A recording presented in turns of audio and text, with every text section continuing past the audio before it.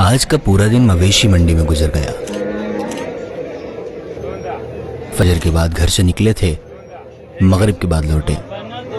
280 ماشاءاللہ جی، بہت خوبصورت۔ منڈی میں ہی ظہر اثر کی نماز پڑھی۔ دوست میرے ساتھ ہی تھا۔ پہلے ہم نے اونٹ دیکھے، وہ کافی مہنگے تھے۔ کیا پیسے مانگ رہے اس کے ہیں؟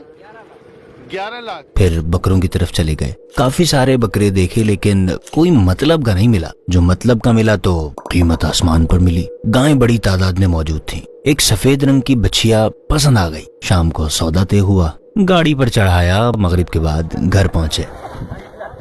دھول مٹی میں اٹے ہوئے تھے۔ جانور کے پیشاب اور گوبر سے کپڑے بھی ناپاک تھے۔ تھکاوٹ ایسی تھی کہ بس لیٹیں اور سو جائیں کہ اچانک ابو نے چپکے سے کان میں کہا، اور کمال کہاں بیٹے، قربانی واجب ہے، وہ بھی کرنی ہے، لیکن اس کے ساتھ نماز ہر مصروفیت اور ہر حال میں فرض ہے، اسے ہرگز نہیں چھوڑنا۔ ایک کی ادائیگی میں دوسرے کی کوتاہی نہ کرو۔